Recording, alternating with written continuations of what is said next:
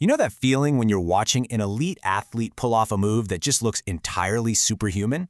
We all marvel at those highlight reel moments, but beneath all that magic is some seriously intricate science. Today, in this explainer, we're going strictly by the data. We're going to break down the biomechanics and the psychology to understand exactly how mastery is built, quite literally, from the ground up. Because when you get right down to it, it all boils down to one ultimate question. What actually separates a merely good athlete from a clutch champion? Is it just genetic physical prowess? Is it some kind of impenetrable mental armor? Or is it something much deeper? A literal neurological harmony between the brain and the body that can actually be engineered? Well, that is exactly what we're going to figure out.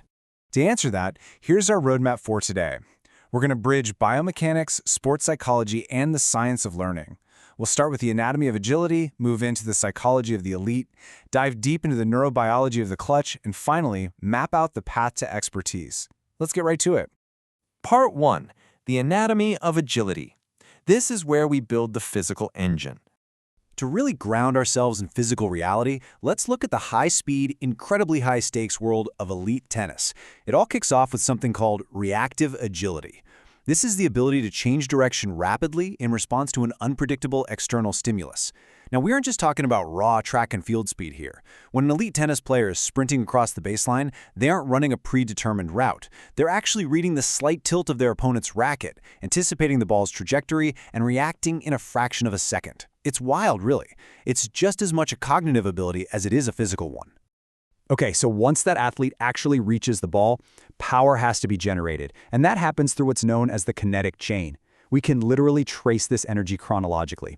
Step 1 is the ground reaction, the feet planting and pushing hard against the earth.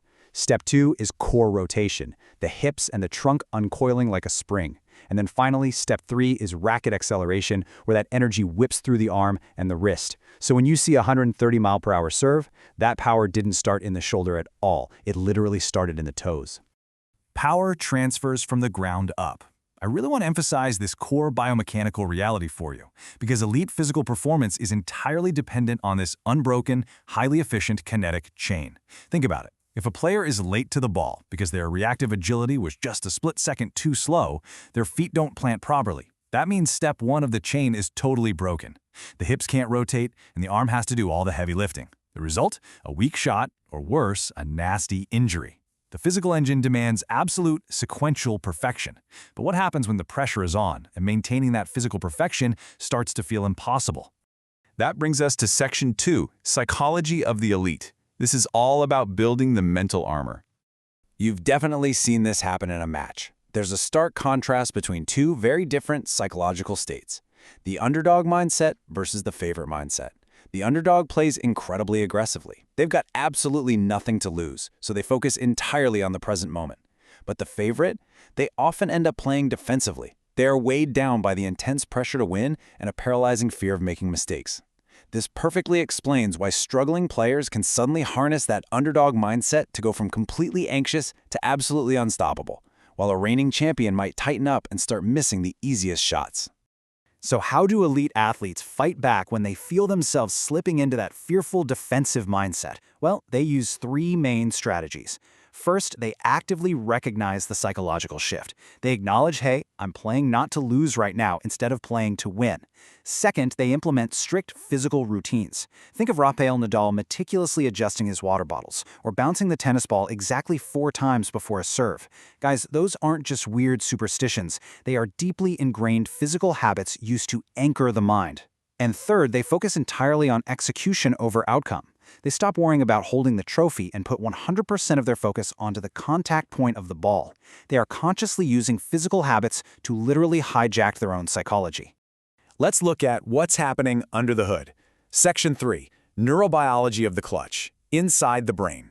Let's zoom in even further to the hard biological science of a do-or-die moment. Whether it's a Grand Slam final or just a casual weekend golf game where you suddenly forget how to swing a club, we all know the awful feeling of choking. When an athlete chokes, their amygdala, which is the brain's fear center, becomes overactive. This triggers a massive hyperfocus on mechanics. Suddenly you're overthinking your wrist angle or exactly where your foot is placed. And remember that kinetic chain we just talked about? Overthinking biologically disrupts it. The conscious brain starts sending clunky, staggered signals to your muscles. On the flip side, the clutch state features optimal arousal. The conscious, overthinking brain is effectively silenced, which allows for perfectly smooth, automatic physical execution. The neurobiology of the clutch shot relies on silencing the conscious brain to let the body work. This is such a profoundly powerful concept because it perfectly bridges abstract psychology with hard neuroscience. We so often think of elite performance as this supreme act of total control, but the biology tells a different story. It shows us that ultimate control actually comes from letting go. It comes from trusting those thousands of hours of training and simply stepping out of your own way so your body can execute that kinetic chain flawlessly. Which brings us to our fourth and final section, the path to expertise. How do they actually get there? How does an athlete actually develop this incredible physical engine and unbreakable mental armor over time? Well, it all begins with psychologist Anders Ericsson's famous framework, deliberate practice. Now, to be clear, this is not just going out and playing a sport for fun. Deliberate practice is highly structured, incredibly goal-oriented repetition designed specifically to push past an athlete's current limits. It is grueling. We're talking about a coach isolating one specific tiny weakness, like a slightly inefficient hip rotation on a backhand, and forcing the athlete to correct it through thousands and thousands of mindful repetitions. This is the absolute foundation of mastery. But here's the catch. While deliberate practice is completely crucial, it is heavily focused on repetition and routine in a highly predictable environment. The goal is mastering current skills. But guess what? A real championship match is not predictable. It's total chaos. The wind is howling, the opponent starts using a weird spin, the crowd is screaming against you. Deliberate practice builds the necessary physical tools, absolutely.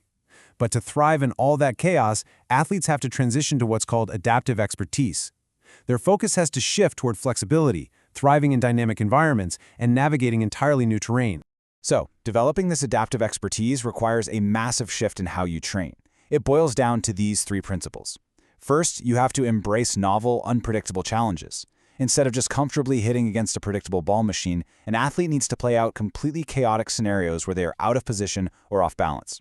Second, they have to utilize continuous feedback loops, constantly analyzing what works and adjusting on the fly.